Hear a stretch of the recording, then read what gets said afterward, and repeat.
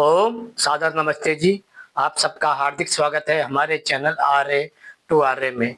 आइए हम अपनी वैदिक कक्षा का फिर से आरंभ करते हैं और हमारा आज का विषय रहेगा भारत में जातिवाद और पाखंडवाद कैसे समाप्त होगा।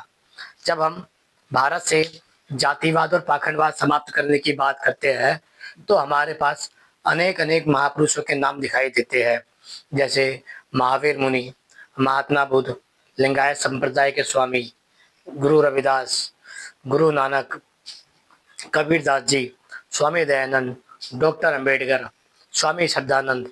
ऐसे अनेक प्रकार के क्रांतिकारी विचारधारा के लोग दिखाई देते हैं जिन्होंने समाज में परिवर्तन करने चाहा, लेकिन भारतीय समाज ने उन्हें अस्वीकार कर दिया। फिर भी हम समझने का प्रयास करते हैं कि उन्होंने ऐसा क्यों किया। जब इस समाज की बारी आती है कि उन्होंने ऐसा क्यों किया, तब एक समाज निकल कर आता है सामने जिसे कहा जाता है पुराणिक ब्राह्मण समाज। पुराणिक ब्राह्मण समाज का मुख्यतः ये व्यापार आदि है कि वह भारत में जातिवाद, पाखंडवाद के नाम पर अपना व्यापार खड़ा कर चुका है। अब जब कोई भी जातिवाद और पाखंडवाद के विरुद्ध बोलता है तो इनको लगता है कि कोई इनके व्यापार के विरुद्ध बोल रहा है। इसलिए ये उन सभी मान्यताओं का विरोध करते हैं जो भारत से जातिवाद और पाखंडवाद मिटाने की आवाज उठाते हैं। आइए समझने का प्रयास करते हैं ये जो भारत में जातिवाद फैला है और ये पाखंडवाद फैला है, उसका आधार इन्होंने किसको बनाया है। जब हम इसके आधार की बात करते हैं तो पुराणिक ब्राह्मण समाज ने मूलतः इसे वेद के आधार पर फैलाया है। जब आप कहेंगे कि वेद को पढ़ने का अधिकार तो अन्य तीन संप्रदाय के पास, जिन्हें हम क्षत्रिय, वैश्य या शूद्र आदि कहते हैं, इनके पास नहीं था, तब उन्होंने उस वेद के मनमाने अर्थ किए और उनके नाम पर ही समाज में अनेक प्रकार की कुरीतियों को फैलाया है। अब यदि आप धार्मिक दृष्टि से या सामाजिक दृष्टि से इनमें से एक भी कुरीति का विरोध करते हैं तो आपको ऐसा लगेगा कि आप हिंदू समाज की धर्म का विरोध कर रहे हैं, क्योंकि जो हिंदू समाज के धर्म गुरु हैं, जिन्हें हम पुराणिक ब्राह्मण समाज कह रहे हैं, उन्होंने भारतीय समाज के अंदर इतनी घोर अविद्या डाल दी है अब कि उन्हें विद्या के प्रकाश से भी डर लगने लगा है। यदि आपने भारत में ईश्वर के बारे में, सत्य धर्म के बारे में, मानवता के बारे में, न्याय के बारे में और समानता के बारे में बात करी तो पुराणिक ब्राह्मण समाज को लगता है कि आप उनके धंधे पे चोट मार रहे हैं। इसलिए वह अपना धंधा सुरक्षित रखने के लिए पूरे भारत को लगभग 1000 वर्ष पहले भी गुलाम बना चुके हैं और वह फिर से भारत को गुलाम बनाने के लिए कार्य कर रहे हैं। जिस प्रकार की भारत में इस समय स्थिति चल रही है, जो अलग अलग मान्यताओं के अनुसार समाज घृणा का शिकार हो चुका है, उन सब के मूल में बैठा हुआ है पुराणिक ब्राह्मण समाज। आपको लगता होगा कि ये जो तिलक, बड़े बड़े तिलक लगा के बैठे हुए हैं मंदिरों में, मठों में, तीर्थों पे, आश्रमों पे या कथाकारों में, ये सब दिखने में ही आपको सरल स्वभाव के या सुंदर दृष्टि के लगते हैं। इनके मन में भारतीय समाज के प्रति जो ईर्ष्या और द्वेष, छल कपट भरा हुआ है, आप उसकी कल्पना भी नहीं कर सकते। आइए समझने का प्रयास करते हैं उसी के आधार पर जो मान्यता इन्होंने भारत में फैलाई है और भारत को इन्होंने गुलाम बना दिया। कुछ लोग आते हैं और वो कहते हैं कि भारत में जातिवाद पुराणिक ब्राह्मण समाज ने नहीं फैलाया है। यदि आप इनसे पूछेंगे कि भारत में पाखंडवाद किसने फैलाया है, तो ये आपको इधर उधर की बातें करेंगे, ना कि सीधे मुद्दे पर आएंगे। जिसने भारत में जातिवाद फैलाया है, जिसने भारत में पाखंडवाद फैलाया है, और उन्होंने ही भारत में जातिवाद फैलाया है। समझने का प्रयास करते हैं इसको, ताकि आपको विषय समझ आए। पहली बात करते हैं हम वेद की। वेद एक वेद एक ईश्वरीय ग्रंथ है जिसमें केवल एक ईश्वर की बात की गई है।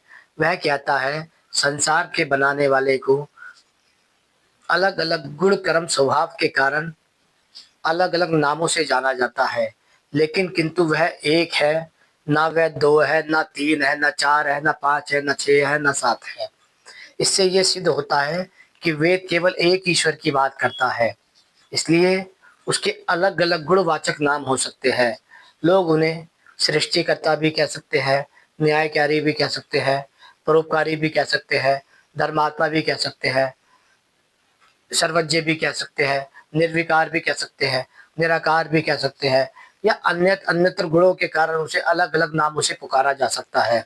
जैसे कल्याणकारी होने से उसे शिव कह सकते हैं, सर्वत्र होने से उसे विष्णु कह सकते हैं, सृष्टि को निरंतर फैलाने से उसे ब्रह्म कह सकते हैं, ऐसे ही प्रकाशित होने से उसे सूर्य कह सकते हैं, शीतल होने से उसे चंद्रमा कह सकते हैं।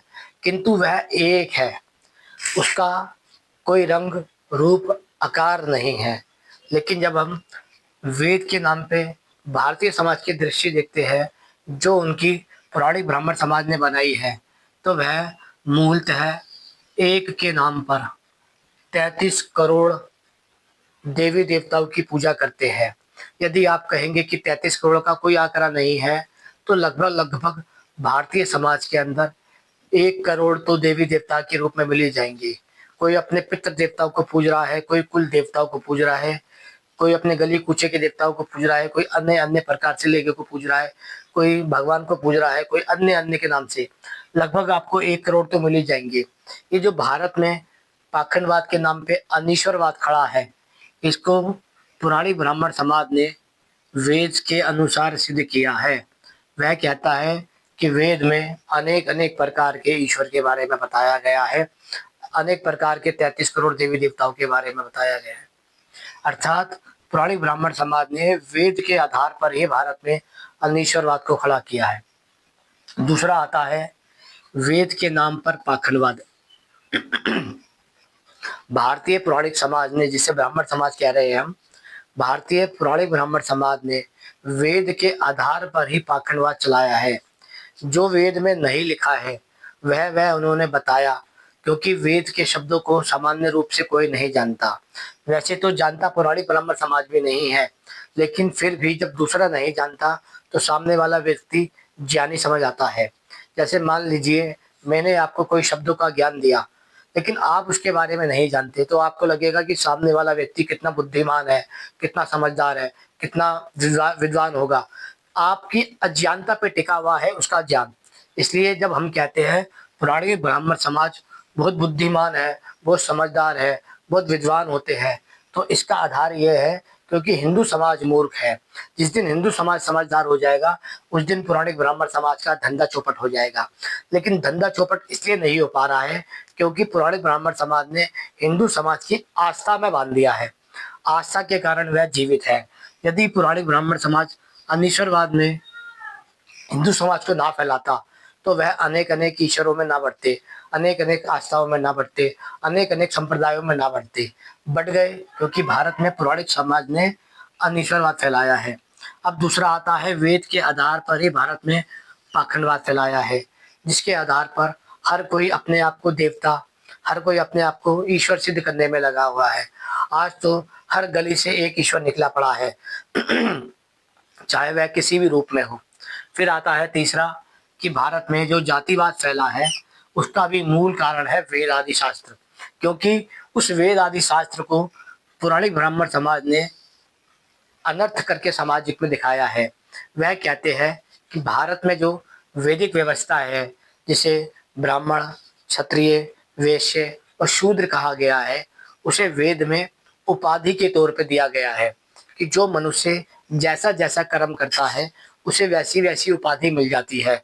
जो वेद का आचार्य होता है उसे ब्राह्मण की उपाधि दी जाती है, जो समाज का रक्षक होता है उसे क्षत्रिय की उपाधि दी जाती है, जो समाज का व्यापारी होता है उसे वैश्य की उपाधि दी जाती है, और जो समाज का सेवक आदि होता है उसे शूद्र की उपाधि दी जाती है।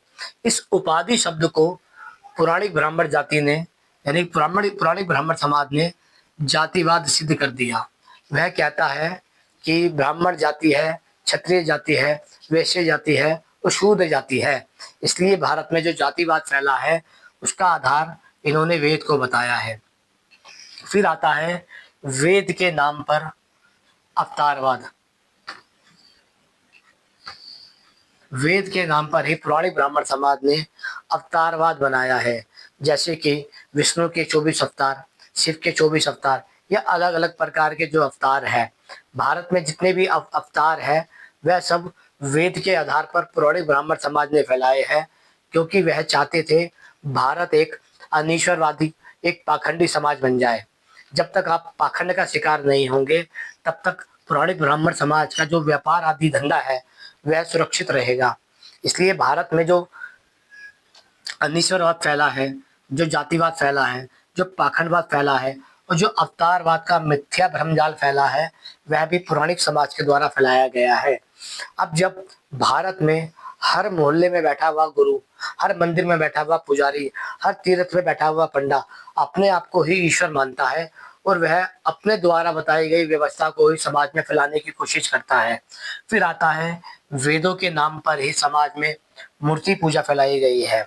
मूर्ति पूजा अर्थात मनुष्य के द्वारा बनाई गई छोटी छोटी और बड़ी बड़ी मूर्तियों को पुराने ब्राह्मण समाज ने ईश्वर बताया और उनके अंदर ईश्वर की प्राण प्रतिष्ठा कर दी। अर्थात ये धूर्त समाजों ने उस संसार के बनाने वाले ईश्वर के अंदर प्राण डालना चालू कर दिया और भोला भाला हिंदू समाज उन्हीं पत्थर की मूर्तियों को ईश्वर मानकर पूजने लग गया।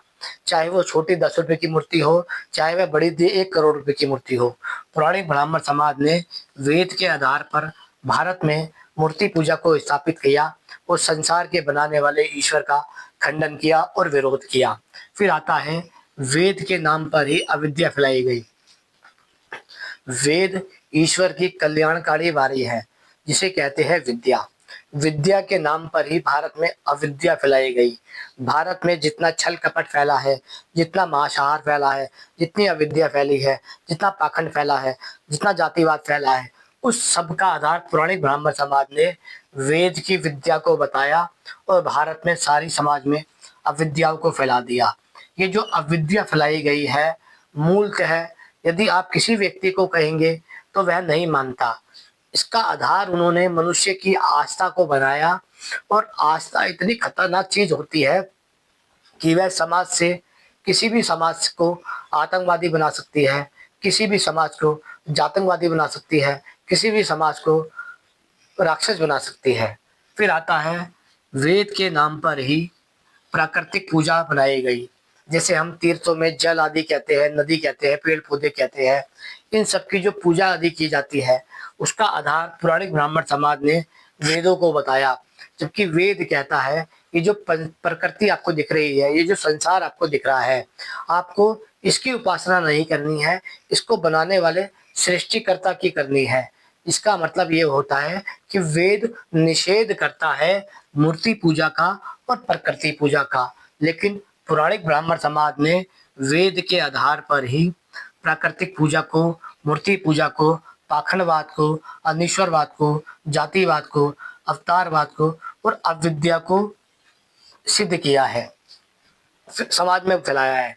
फिर आता है वेद के नाम पर ही छल कपट फैलाया गया है। वेद कहता है समाज में जो लोग छल कपट आदि करते हैं उन्हें नष्ट कर देना चाहिए, उनकी निंदा करके भगा देनी चाहिए और उनको समाज से निकाल देना चाहिए।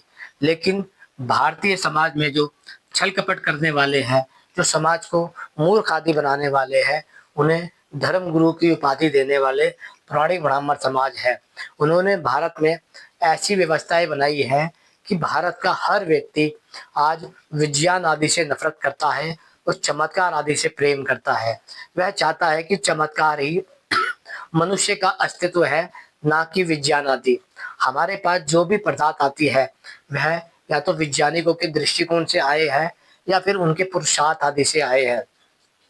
घर में पंखा, ट्यूबलाइट, बल्ब, बिजली, मोटर गाड़ी, कार, बाइक, हेलीकॉप्टर, जितनी भी आपको व्यवस्थाएं दिख रही है, ब्लैक बोर्ड आदि, कलम आदि, सब कुछ जो दिख रही है, ये उन्हीं आविष्कारकों के नाम से आई है जिन्हें हम आविष्कारक कहते हैं, जिन्हें हम वैज्ञानिक आदि भी कहते हैं।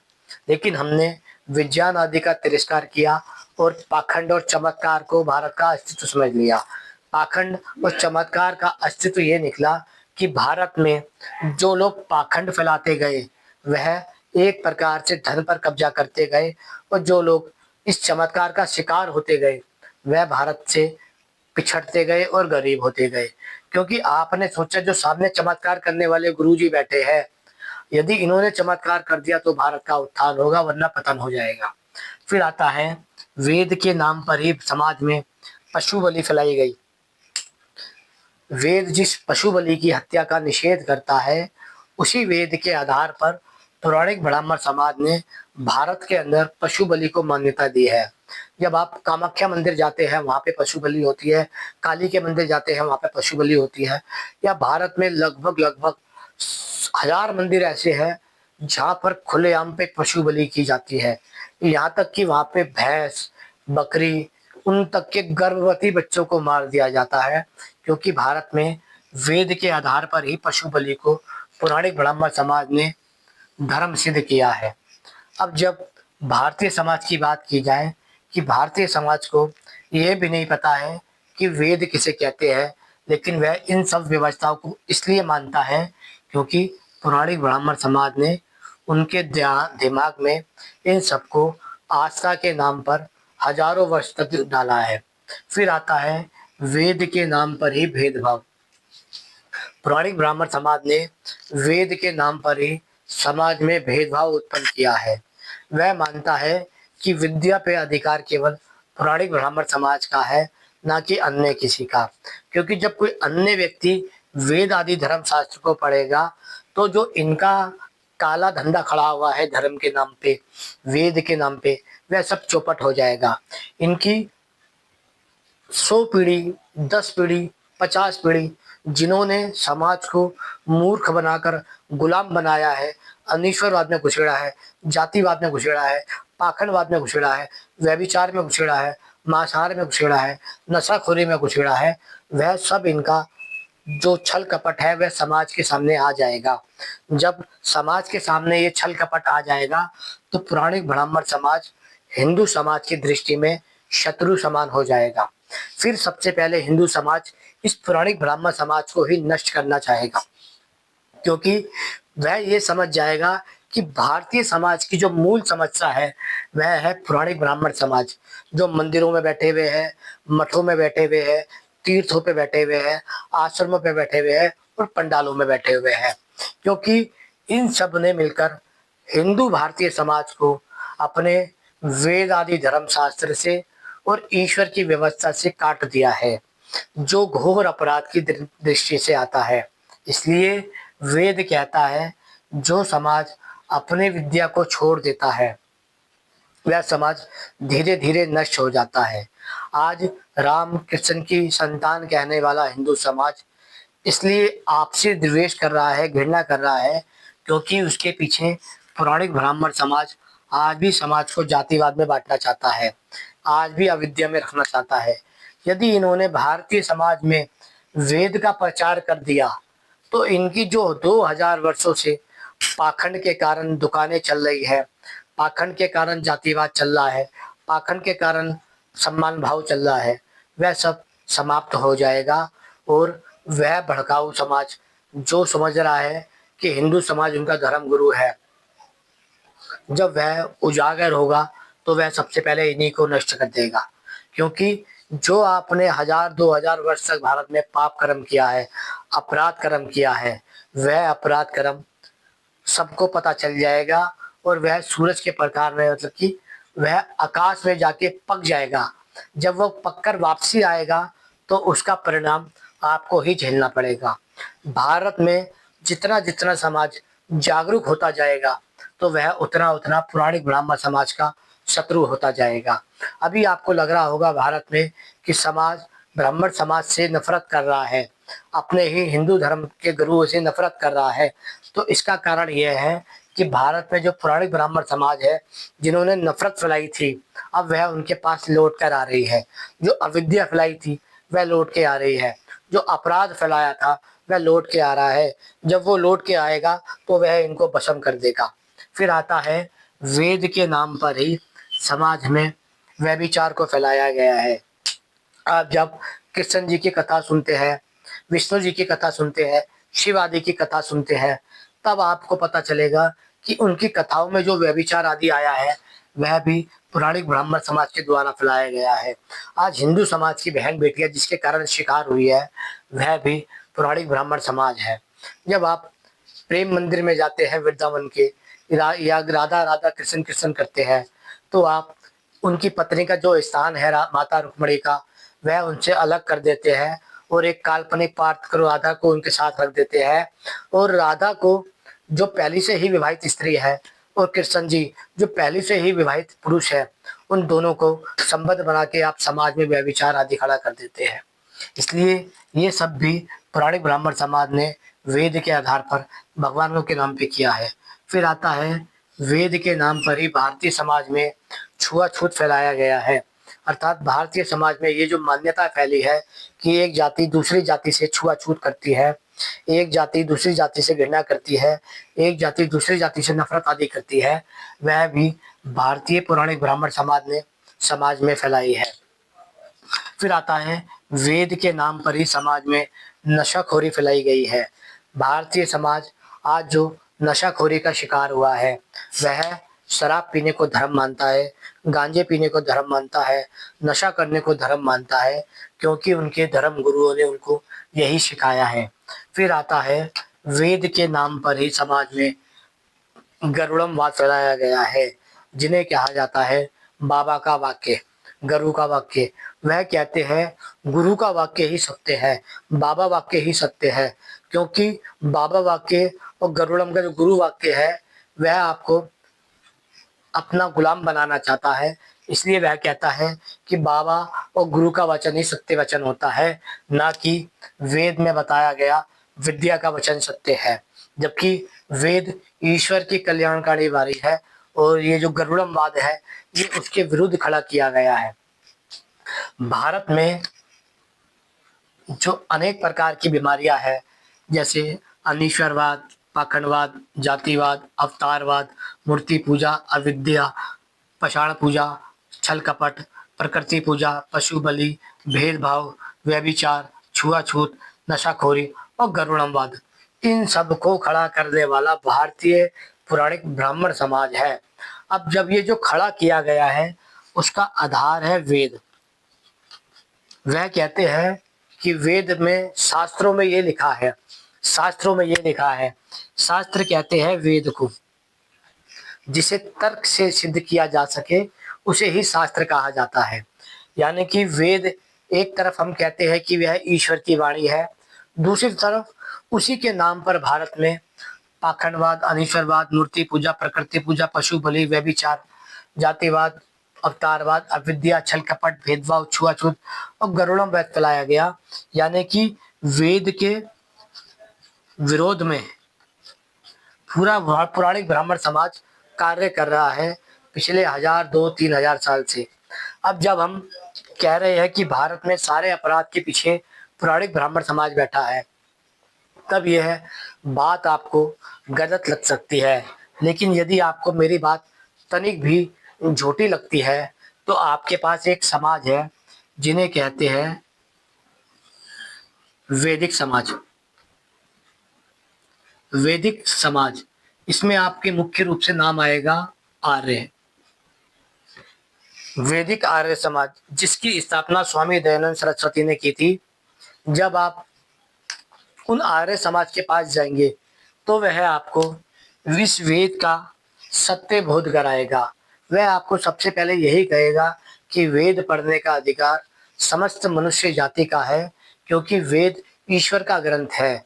जब मनुष्य उसे पढ़ेगा तभी वह ईश्वर को समझ पाएगा, तभी वह धर्म को समझ पाएगा। यदि 25% लोग खाली वेद को पढ़ेंगे तो 75% लोग तो वैसे ही अधर्मी हो जाएंगे। भारत में अधर्म फैलने का कारण है पौराणिक ब्राह्मण समाज, और भारत में यदि कोई फिर से धर्म की स्थापना कर सकता है तो वह भी पौराणिक ब्राह्मण समाज है। क्योंकि भारत में केवल और केवल 2 प्रकार के लोग जातिवाद को, पाखंडवाद को समाप्त कर सकते हैं। पहला है पौराणिक ब्राह्मण समाज, जिन्होंने भारत में ये सब फैलाया है। भारत में जातिवाद, पाखंडवाद, छुआछूत, अविद्या, नशाखोरी, व्यभिचार, पशु बलि जो फैलाई है, ये पौराणिक ब्राह्मण समाज ने फैलाई है। या तो वह इसे स्वयं समाप्त कर दे तो ये समाप्त हो सकती है, लेकिन वह इसको समाप्त क्यों करेगा? क्योंकि उनका 2000 साल से व्यापार के नाम पे, ईश्वर के नाम पे, धर्म के नाम पे जो धंधा खड़ा हुआ है, इसकी आप कल्पना नहीं कर सकते कि इसका आंकड़ा कई लाख करोड़ रुपए का है। तो वह अपना इतना बड़ा धंधा क्यों समाप्त करेंगे? दूसरा आता है आर्य वैदिक समाज, आर्य समाज। आर्य समाज इसको तब समाप्त कर सकता है जब आर्य समाज के हाथ में शक्ति आएगी, सिद्धांत आएंगे और सत्ता आएगी। इसलिए जब तक आर्य समाज के पास शक्ति नहीं है, सिद्धांत नहीं है और सत्ता नहीं है, तब तक वह केवल कार्य तो कर सकते हैं, लेकिन वह इसको समाप्त नहीं कर सकते। इसका कारण क्या है? भारत में महावीर मुनि, महात्मा बुद्ध, लिंगायत संप्रदाय के स्वामी रविदास जी, कबीरदास जी, गुरु नानक, स्वामी दयानंद और डॉक्टर अंबेडकर, इन सब ने बहुत प्रयास किया समाप्त करने का, लेकिन भारतीय पौराणिक समाज, हिंदू समाज का जो धर्म गुरु है, उसने मूलतः उनके दिमाग पे कब्जा किया हुआ है। इसलिए वह चाहकर भी इन हिंदू समाज को इन सारी कुरीतियों से बाहर नहीं आने देगा। यदि वह इन सभी कुरीतियों से बाहर आते हैं तो वह उनका विरोध करेगा। इसलिए जब हम कहते हैं कि इस समाज को केवल दो ही लोग बदल सकते हैं, पहला पौराणिक ब्राह्मण समाज जिसने भारत में ये सब फैलाया है, या तो वह उसको समाप्त कर दे, या फिर दूसरा आर्य समाज। आर्य समाज तभी कर सकता है जब वह सिद्धांती हो, शक्तिशाली हो और वह सत्ता में बैठा हुआ हो। अन्यथा वह पौराणिक ब्राह्मण समाज के संपर्क में आके यदि वह इसी व्यवस्था का शिकार हो गया तो मुझे लगता है भारत फिर से अपनी गुलामी की ओर बहुत तेजी से बढ़ेगा।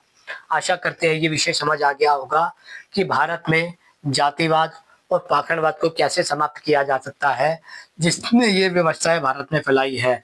पौराणिक ब्राह्मण समाज ने या तो वह इसे समाप्त कर दे, लेकिन वह समाप्त इसलिए नहीं करेगा क्योंकि वह उनका धंधा है, या फिर आर्य समाज इसको समाप्त कर दे। यदि आर्य समाज इसको समाप्त करता है तो उनके पास तीन चीजें अवश्य होनी चाहिए, पहला सिद्धांत, दूसरा शक्ति और तीसरा सत्ता। सत्ता के बिना वह अधूरे है, शक्ति के बिना वह अधूरे है और सिद्धांत के बिना वह अधूरे है। इसलिए आर्य समाज तभी कर सकता है जब वह सिद्धांती, शक्तिशाली और सत्ता में अपना अधिकार कर लेता है। यदि आपने भारत से जातिवाद नहीं मिटाया, पाखंडवाद नहीं मिटाया, अनिश्वरवाद नहीं मिटाया, अवतारवाद नहीं मिटाया, अविद्या नहीं मिटाई, मूर्ति पूजा नहीं मिटाई, प्रकृति पूजा नहीं मिटाई, छल कपट नहीं मिटाया, पशु बलि नहीं मिटाई, भेदभाव नहीं मिटाया, व्यभिचार नहीं मिटाया, छुआछूत नहीं मिटाई, नशाखोरी नहीं मिटाई और गरुड़मवाद नहीं मिटाया, तो भारत फिर से गुलाम होगा, अवश्य होगा, और संसार का कोई व्यक्ति इसे गुलाम होने से नहीं रोक पाएगा। आशा करते हैं विषय आपको समझ आया होगा। समझ आया है तो लाइक कर दीजिए। ओम नमस्ते जी।